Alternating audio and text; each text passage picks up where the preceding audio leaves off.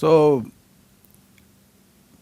in the last lecture, we just briefly looked at the larger context of our lives, the socio political, religious settings. We briefly touched the way what makes us, but as we ended, we had brought down ourselves to the self.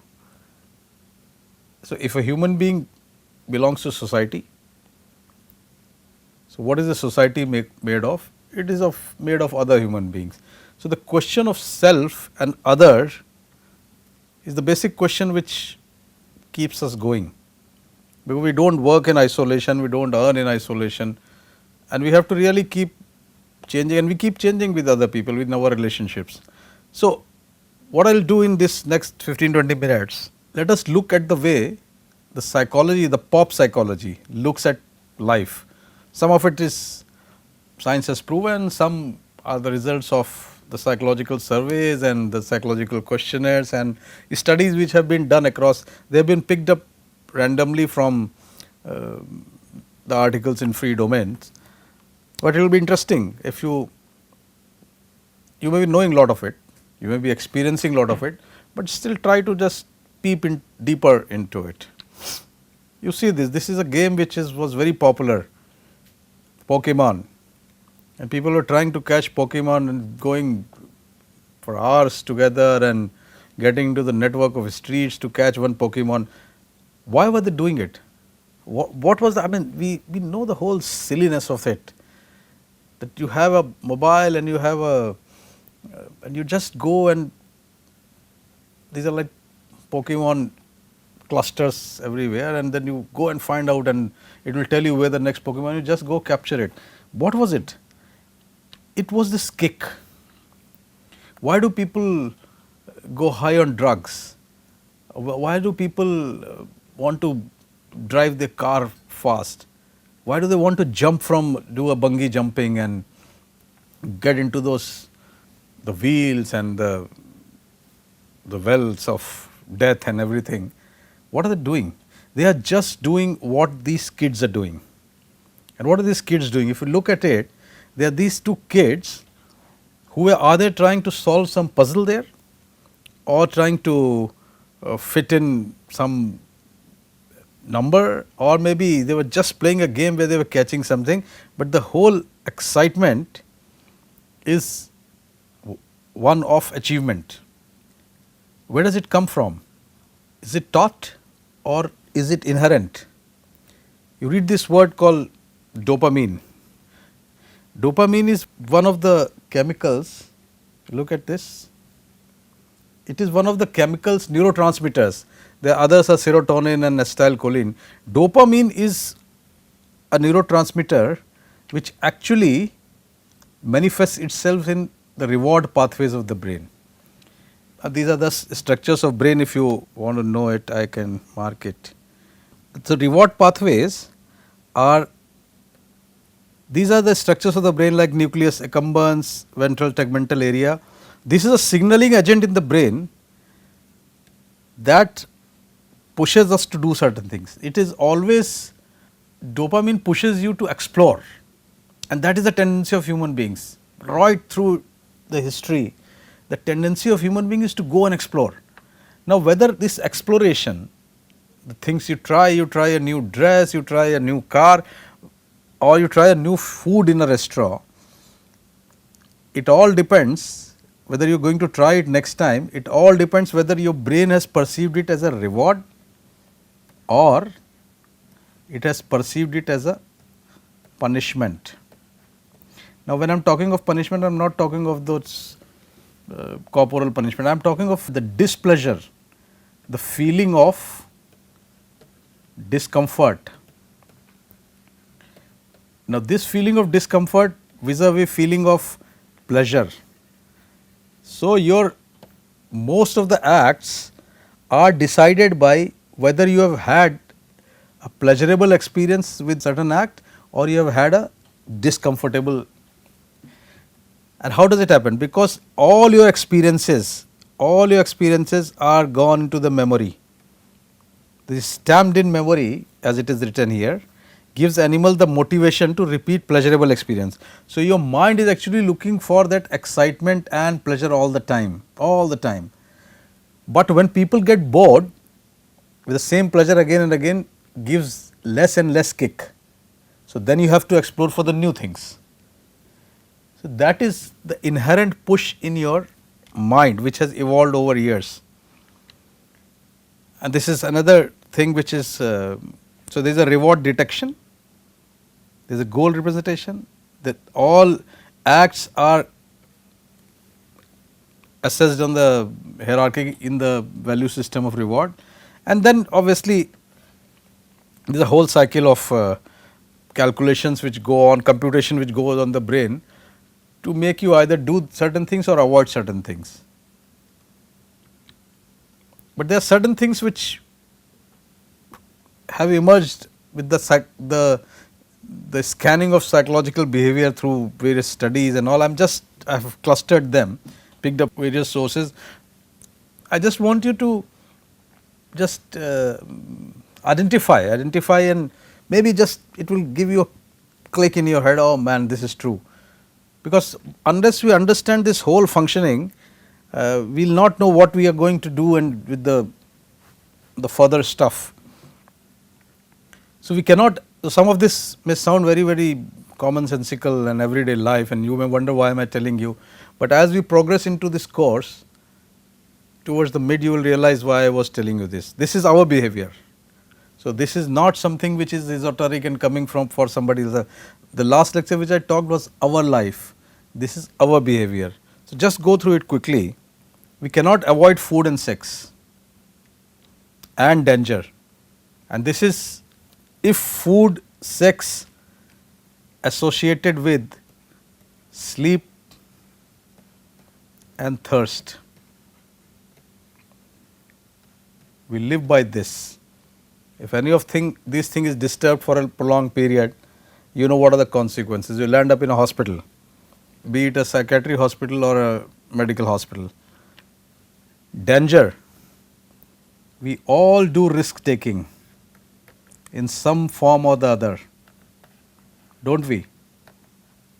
Even while you choose to make a career, and you say I will become an engineer, you have blocked other options and you put all your stakes believing that you can become an engineer, and you have an engineer within you, and you give an exam, you want to enter one of the IITs, or maybe you want to go to Stanford or MIT, and you put all your eggs in the basket,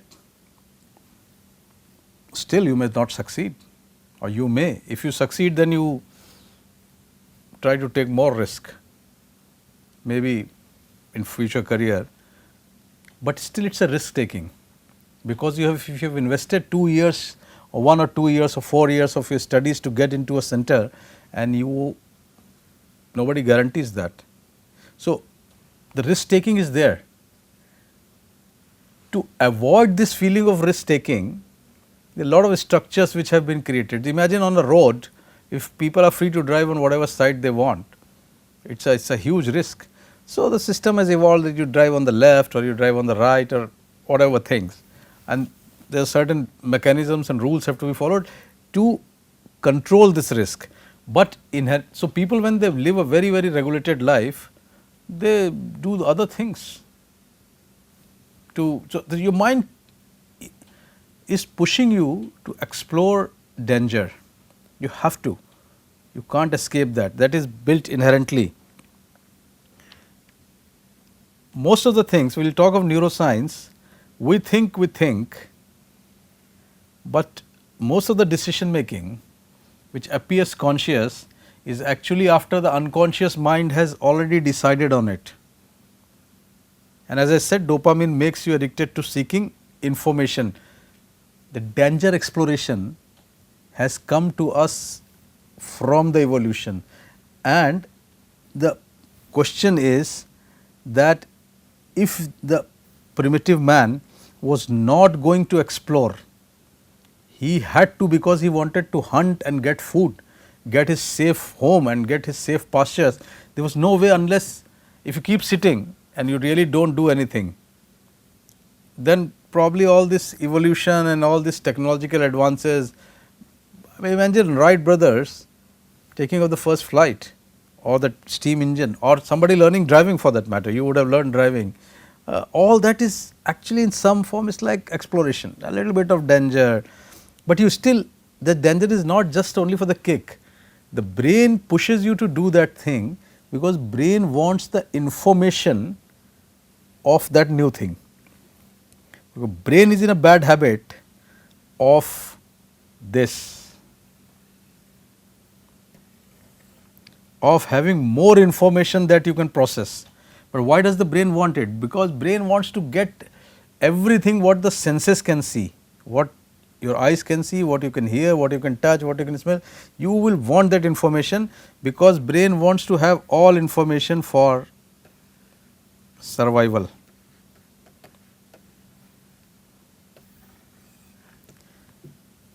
So that if suddenly a stimulus comes in front of your eyes, the brain does not want to be caught unaware. It does not like,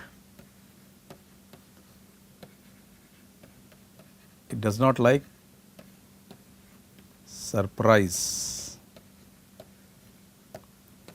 To avoid this surprise and to help you survive, so that you can avoid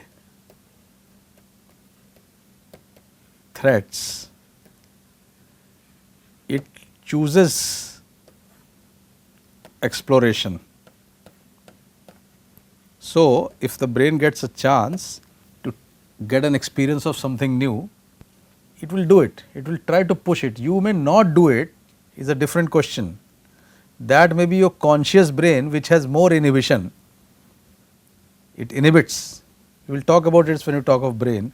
This inhibition actually stops you from jumping into a fire or going and hitting some policeman. But you would still want to know that, okay, what will a policeman do if I just break the law? So all of us have been maybe caught for fast driving, or why do you drive? Why do you just sit on a bike? And you have powerful bike like Harley Davidson, and all people just want to sit, and that sense of power. That sense of power is actually coming from this push, which brain wants that how does it look like. So suddenly if you are caught, next time the brain will evaluate whether it is a threat or a pleasure. So it has chosen a very paradoxical way. It will push, it will take memory inside, it will store the experience. Next time it happens, it will compare whether it is a threat or it is not a threat. Because if you look at the speed, if somebody is the same speed, when you go on a roller coaster, you love to go like this and the speed. But if a car is speeding towards you, your mind will immediately realize that this speed is going to kill me. So brain also does this decision making. So as I said, unconscious knows first. What people look at on a picture or a screen depends on what you say to them. That means if there is a picture and there is a message, most people without realizing would see that message in that picture, and that is what they use in advertising. Often you will see an advertising for a product which is not there on the screen, and that is what they use in the glamour world. If you look at it, you will often wonder why are they showing this beautiful female when they are talking of slippers or shoes. The shoe may actually not come, but they are telling you. The advertiser has actually created a connection between maybe the walk and so your mind will make connections, and this is all happening unconsciously. Try to look at advertisements next time carefully and try to detach yourself from the message. Maybe you will find a new message there, but your brain in first instance will not look at that message, it will look at the message which has been projected, and that is the success of the whole advertising agency.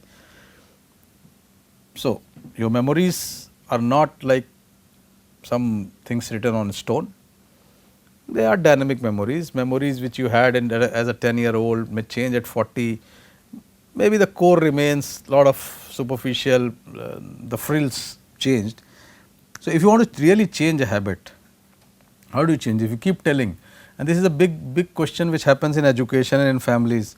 Lot of parents will come and tell, I keep telling, he doesn't listen, she doesn't listen, she is doing that. People and students, let me tell you a simple example. A lot of students, if you ask them, and you can answer this honestly to yourself, whether you are able to make a timetable and follow it. 90% people will say no. They keep making timetables, activity schedules all their life, but they never get completed. And why? Maybe the commitment is not there, maybe you don't think it's important. But if you want to really change a habit, rather than telling, the sermons never work, but the fun works. A kid who is not writing will happily take such a pen and write on the screen. Same kids, and we all know this. Maybe if you are not understanding a concept in physics, or you model it, do something out of it, you will start loving it. Surprise and a crowd, because people follow each other in the crowd. If a teacher asks in the class and they say, okay, how many of you follow your timetable, and 90% people will say yes, 10% will also change. But the problem here is that 90% will say I don't follow. So, nobody changes. There is something called, and this is how the brain works. This was the experiment which was done. There were people who were engaged in a game, and somebody dressed as a gorilla passed, and they did not even bother in this ball game. See, this standing here. So, that means they were blind to it, not because they were really physically blind, they were actually not paying attention to it. And this attention is the camera within. Attention is the bottleneck of all activities. So, the attention span, it's like a camera, you can put onto something and it will become a reality for you. Can you see something here? This was the X-ray plate, but some people saw a gorilla. And if you maybe look carefully, you can find this image on the net also. And these are small tidbits, like you read faster with a longer line length, but prefer shorter. You imagine object from above and tilted like perspectives. This is important for our times. There is a pride these days in saying that I can multitask, and I am a multitasker and all. But is this multitasking true? Is the multitasking real? Actually, your mind does not multitask. Now, again I am saying you all, if you apply whatever we talked in the last lecture and now, maybe you will set a background of how to go about it in the later thing. So, we can look at the cognition, emotion and transformation and compare with whatever we do. We think we are multitasking, but it's actually there is no multitasking in the brain. Even if you are doing two things, like you are reading and eating, the two acts and two different organs, but the way brain perceives at a given instance, in that infinitesimal instance, the brain will be doing one activity only. Either it will be feeling the taste or it will be reading, but the gap is so small that you think you are doing it at the same time. So, if there are three acts going on, X, Y, Z, you are trying to do it at the same time, but this is your attentional mechanism, the camera, the bottleneck, as I said. So, they may just be following very close to each other, but as they go through it, they will still be lagging behind. There is no multitasking in that true biological sense, but because of that gap, as I said, it all appears that okay, fine, I can do so many things. Sometimes this fine precision of separating the stimulus, separating the taste and the vision, it can break, and that is the source of anxiety or confusion or what we all know, mistakes. Your mind is taking 3-4 things serially, but this gap sometimes may just get overlapped, or your attention mechanism itself may get distracted with something, and then they muddle up and then you do a mistake. There are a lot of people who come and tell me, and I have also experienced, and you must have also experienced, that when you opened a book and your mind is travelling far, the book is here, that is the real stuff which you have to do, but your mind is just not onto it. Your mind is gone to some thought or some imagination, involuntary. I mean, we all know that during exams it happens. It happens to all of us. So, that concentration itself is something very illusory, because and these days with so much information overload, nobody opens a book and sits and write or read. You have a computer playing there, you have your mobile here and iPad and whatnot, and television, and so much going on, and that the poor brain has to keep shuffling between these 1,000 stimulus here and there. So, it has to choose what is important for you, but to choose you may also require an intent or a will. How much that can be exercised is a big question. This is the bread and butter of psychiatry which people have given to them. It is a myth that all capital letters, this is just by the way for a, you overestimate your reactions to future events.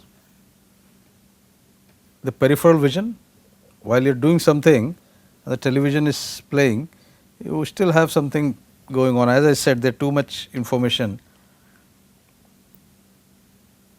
Can you understand this sentence? This is important. If you are in a normal mood, if you are not too emotional at a given point of time, people can convince you more. These brand and logos do not mean anything, they are just a mode of convincing you and telling you that okay, this is good or that is good.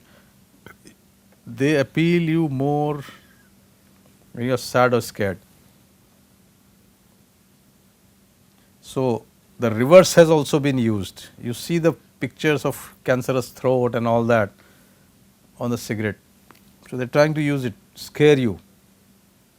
But that is the paradox. They scare you on a packet of cigarette, the brand still goes in. It is a sort of, there is a smart move which I think the companies have used, and they have listened to the health agencies also, put it there, and people will also look at the brand at the same time. So, when you have a heightened emotionality, you are more vulnerable to suggestions. Whether you are thinking logically or you are depends on your mood. So, maybe when you are less emotional, you can think rationally. As it is, the rational thinking is laced with emotion coming from the unconscious mind. But otherwise, when it is a situation which is involving a threat or a sudden survival problem, or you trust your gut, how many of us can really think and get violent?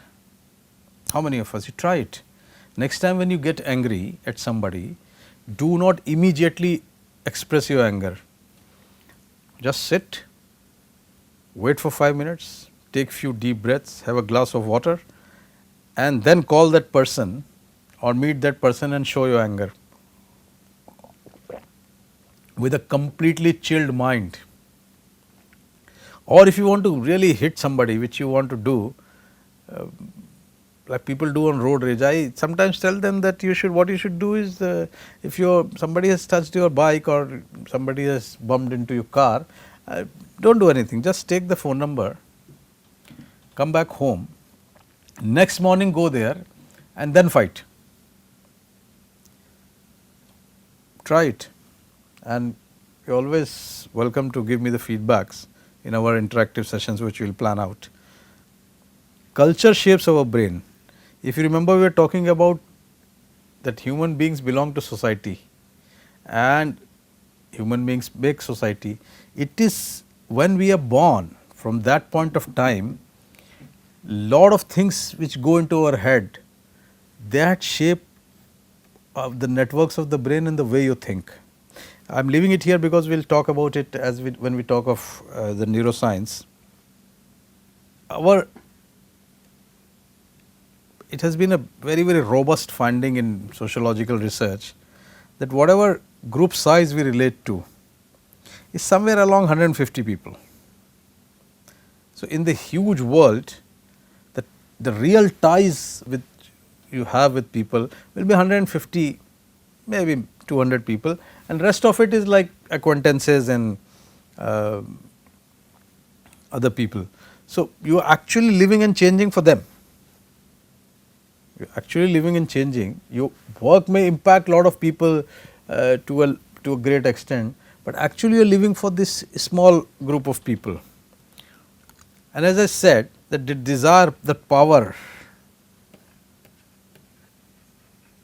is not somewhere from outside. The society, you may have observed people in power, you may have got impressed with the way they want to, but that impression is appealing your core actually, and that your core requires this, because this gives a sense of security.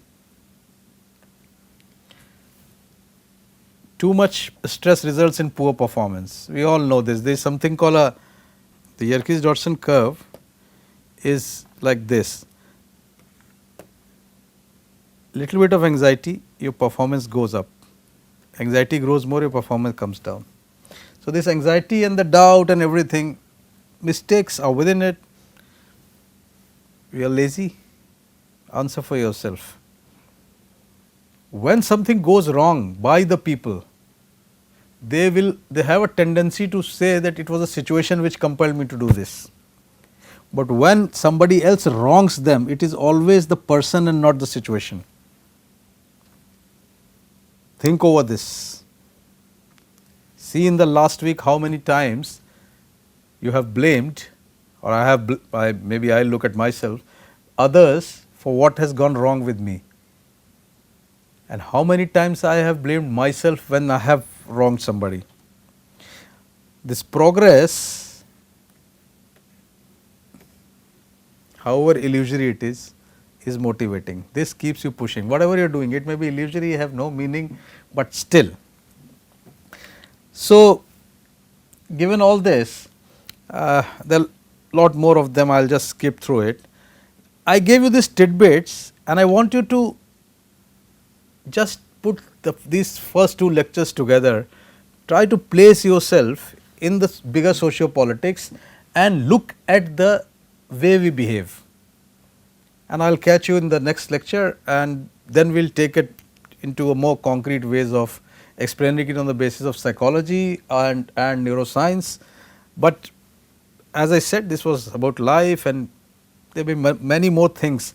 So, just do some introspection and then we will get back. Thank you very much.